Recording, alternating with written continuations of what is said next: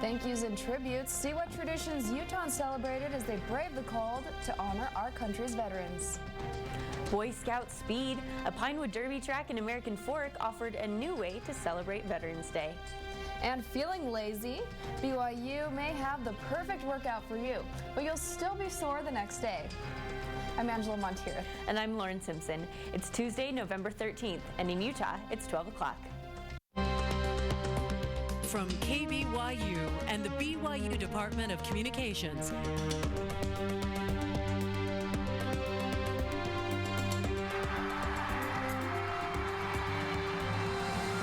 This is the award-winning 11 News at noon. Singing America the Beautiful and doing a 21-gun salute are just a few of the Veterans Day traditions at Orem Cemetery. Elisa Kleineman shows us why people bundled up even in freezing cold temperatures to celebrate Veterans Day. Trumpets, Miss Orem, and the BYU ROTC gathered in freezing temperatures at the Orem Cemetery to honor veterans like Jeff Long. He received a Purple Heart when a suicide bomber left severe burns on his face and hands. So find a veteran, find out those stories. If you don't, you're missing out. Hearing a thanks like they did at the ceremony has only happened in more recent years for some servicemen and women. First return from Vietnam, I didn't get thanks at all. In fact, I was treated horribly. But they say the gratitude makes their sacrifice worth it. It makes me proud because I did serve my country for near 22 years, and I did it for my country. It makes me feel good inside. Here at the cemetery, along with honoring veterans' sacrifices, they also performed the annual flag exchange ceremony. Members from Orem High School Student Council helped take down the old flags and replace them with new ones. This tradition has honored veterans since 1991. The Orem mayor also gave words of support for the local heroes. And the great sacrifices they make, the heroes that they are, we're grateful. In Orem, Elisa Kleinman, 11 News.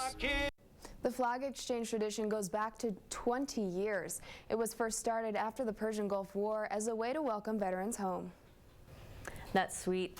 And the Veterans Day celebration didn't end there. Little wooden cars flew by an American Fork as the community honored our men and women in uniform. 11 News' Matt Rascone was at the tracks. Some people came for the fast food while others came for the fast cars. But for everyone, it was a chance to pay respects to servicemen and women. Most of us have had a chance to deploy and know what it's like to be over there, missing your family. Sergeant Brick Simpson is a local recruiter for the Utah National Guard. Nobody that wears this uniform, it feels like anybody owes them anything. But on Veterans Day, with one of the world's longest Pinewood Derby tracks, Simpson and other servicemen joined the Boy Scouts. More scouts involved, especially with our veterans. Chick-fil-A. Yeah, I wanted the kids to be side by side with some of the military personnel. And join others to give thanks to those who served this great nation. From the time Scouts got out of school till after sundown, the tracks were full of cars with different designs, bright colors, and speed. Chick-fil-A also offered free meals to veterans, police officers, and firefighters. At the end of the day, the Boy Scouts retired an old flag. But perhaps the highlight of the evening was the opportunity for participants to get the word out more to thank our veterans. And it gave servicemen like Simpson a chance to say, it's not about us, it's about serving our community, and we appreciate you too.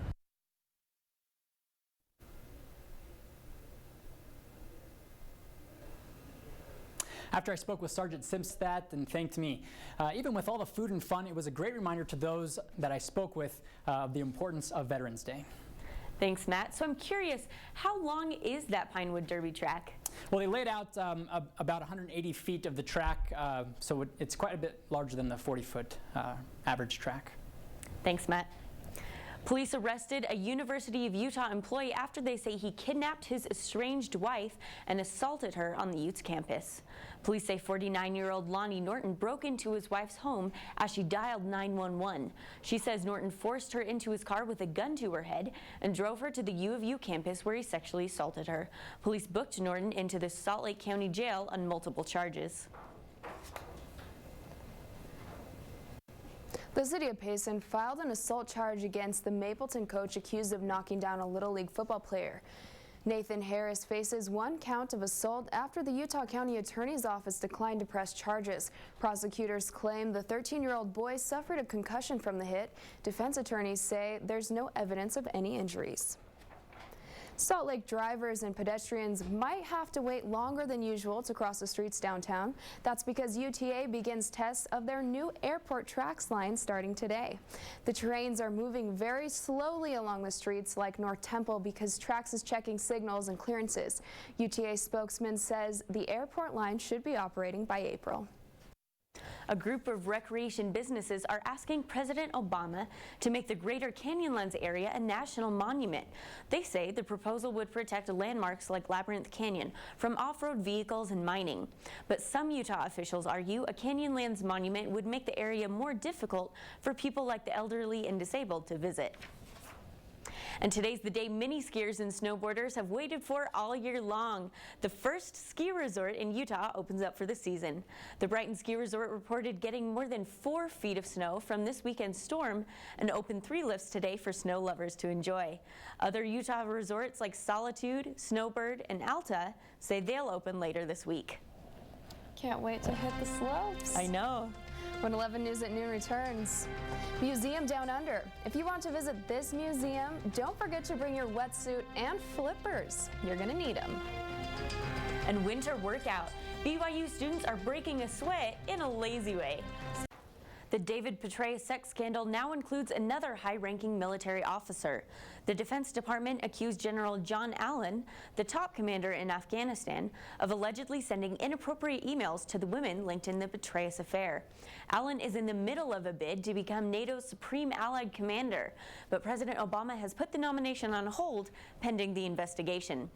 Allen denies all allegations and will retain his current position as commander of U.S. and allied forces in Afghanistan until a successor is named. The International Energy Agency expects the U.S. to become the world's largest oil producer by 2020. The agency also reports that after reaching the #1 spot, the United States would be energy independent within 10 years. The possibility of kicking Saudi Arabia out of the top spot comes from a recent increase in oil and gas production and higher fuel efficiency in new U.S. vehicles. Black Friday deals are coming even earlier this year for Target shoppers. Target will open at 9 p.m. on Thanksgiving Day, 3 hours earlier than last year's opening.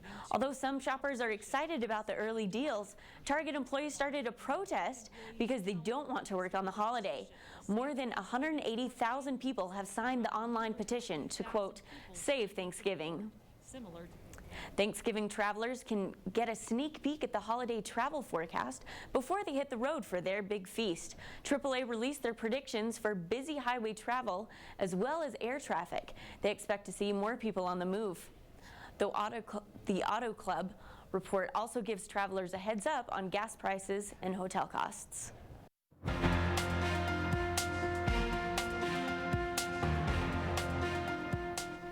2 more BBC employees are stepping down. Northern Kenya faces several police deaths over stolen cattle, and a popular vacation spot has an underwater museum. Here's your look at news from around the world. 2 BBC senior executives are stepping down along with the network's director general. News chief Helen Bowden and her deputy Stephen Mitchell took the blame for airing child abuse allegations against a politician. Their resignation comes several days after the Jimmy Savile case. Executives are looking into who gave the green light for the story. Officials say cattle rustlers killed over 30 police officers in northern Kenya. The government says they asked the Turkana tribe to return stolen cattle last month, but they didn't respond. That's when they sent police to track down the livestock, but the tribe opened fire. Police say they are still looking for missing bodies from the ambush. And just off the coast of Cancun, the 500 underwater sculptures are drawing not just tourists, but concerned environmentalists. They say the museum has expanded too much over the past 4 years, but the artists and marine park officials stand by their sculptures, saying the underwater gallery is actually helping build the already threatened coral life. And that's your look at news from around the world. Lauren? Thanks, Angela. Now, Ariel, it's looking like a winter wonderland outside. How long do you think it's going to last? It sure is, but you know what? We have some warmer temperatures to look forward to this week and a storm coming in this weekend. The snow might not stick, but there's a storm coming. Your 11 News weather when we return.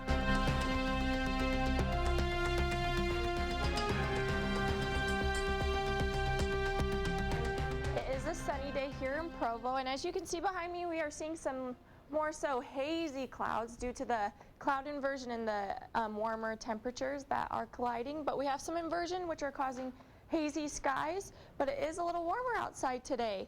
We're going to have about 35 to 40 degrees today. We're currently at 28 degrees, but that's going to warm up throughout the afternoon with a 74% humidity and a wind speed of southeast 3 miles per hour.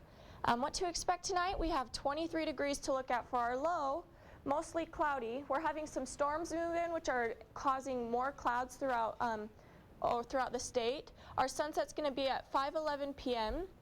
Taking a look at the bigger picture, we have a lot of cloud coverage due to these storms moving in. We have a more so north of us, some wet weather north of us. These storms are moving past us east though, so we won't actually be seeing storms until possibly Friday and the end of this week, but we will get some clouds in tonight and as another storm comes in from this way. So highs across the state. We have our northeastern part of the state, which is cool around 30 to 40 degrees. So we have Logan at 39 and Salt Lake at 41, Provo at 41 as well. As we move down to the western east side of the state, western south side of the state, we have 50 and 62 for St. George and Cedar. So warmer temperatures down here with a nice mix of sun and clouds in the north and not too shabby temperatures. Dixie 5-day forecast. We'll have a storm coming in at the latter part of the weekend, so a 20% chance of showers here, but as you can see, mostly cloudy and partly sunny throughout Tuesday, Wednesday, Thursday mostly cloudy, so 62, 67, and 69, and a storm, like I said, coming in by California towards the end of this week, and Saturday with mostly cloudy as well, 66. So high 60s to low 60s. Northern Utah 5-day forecast.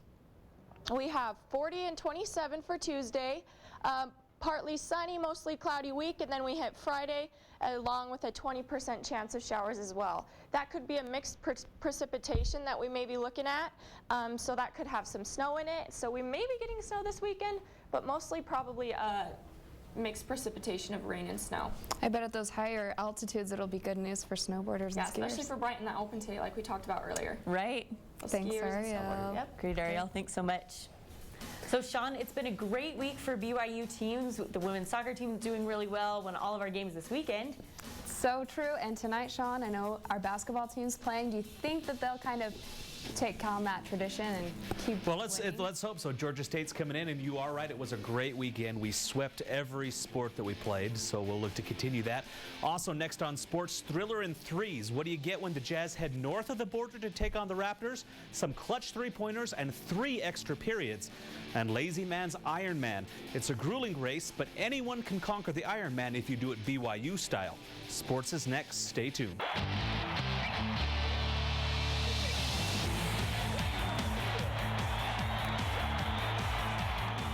The Georgia State Panthers invade the Marriott Center tonight in the second game of the Coaches vs. Cancer Classic. The Panthers are coming off a 74-55 loss at number 8 Duke, while BYU held off Tennessee State 81-66 on Friday. The Cougars will head to Brooklyn this weekend to wrap up the Classic against Florida State and then against either Notre Dame or St. Joseph's. But you can catch the game tonight in person at 7 o'clock.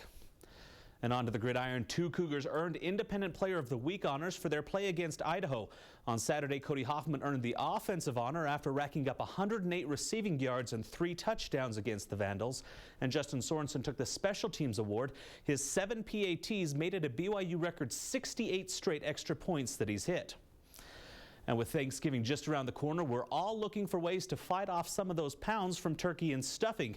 11 Sports reporter Jason Ledlow shows us how the Student Health Center is offering a lazy way to stay in shape over the holiday. Completing an Ironman is no easy task. Athletes train for months or even years before competing. but Student Wellness is offering an easier way to conquer the triathlon. Theoretically, an Ironman's done over one day, and it's a grueling event. But the Lazy Man Ironman is over 30 days. Participants have the month of November to finish the Lazy Man Ironman, but don't let the name fool you. You'll still need to break a sweat. But this isn't your typical Lazy Man event, like playing Nintendo or watching sports. You actually have to get off the couch and swim 2.4 miles, bike 112 miles, and run another 26.2 miles. Lazy Man triathletes complete as much or as little as they want each day. When they finish, each participant receives an official t-shirt to show off their laziness around campus. Whether you run 5 miles a day or just hike the RB stairs every morning, it's an event everyone can enjoy. And there are some people that kind of look at it and think, oh, I don't know if I can do all that. I'm an Ironman. But I would just say sign up, and even if you don't finish, we do it twice a year, and just have fun with it. And for once in your life, it's okay to do it the lazy way. On BYU campus, Jason Ludlow, 11 Sports. To become a Lazy Man triathlete, you can run, bike, or swim your way down to room 112 in the Richards building to sign up. And the Jazz started their 4-game road swing last night, hoping that a game in another country could give them their first win away from the ESA this season. It's not often we start at the end of the fourth, but less than 10 seconds and down 3, Al Jefferson hits just the second 3 of his career, and we're headed to overtime. Neither team could get separation. Once again tied, and the time running down, DeMar DeRozan comes off the curl for the dunk, but Jefferson would tie it again, sending it into OT number 2, and this time it's the Jazz up 3, but John Lucas III comes up big from beyond the arc. But in the third overtime, it was all Paul Millsap getting 3 of his 34 right here as the Jazz finally pull away for their first road win of the year. And football fans were treated to some extra play too last night as the game between the 5-3 Steelers and the 1-7 Chiefs turned out much closer than expected. Jamal Charles and the Chiefs scored early first with a 12-yard TD run. Charles would rack up exactly 100 yards on the ground, but Pittsburgh answered through the air. Ben Roethlisberger to Mike Wallace from 7 yards out. Take a look at that again. Wallace with a one-handed grab, then traps it between his legs to keep it from hitting the ground. And both teams would score 3 more points, and in overtime, the Steelers defense came up big and then hit a field goal right here to win it 16-13. And then some other fun news, just in the area, a lot of people around here know Bryce Harper. Yeah. The baseball phenom was named the National League Rookie of the Year this year. So and he was at the football game on Saturday. Yeah, he was at the football game on Saturday. He does a lot of training here. That's so great. Good fun for news him. for him. Yep. Thanks, Sean. Still to come on 11 News at noon. Helium Heights. Macy's Day Parade balloons make their first appearance, getting ready for the holiday season.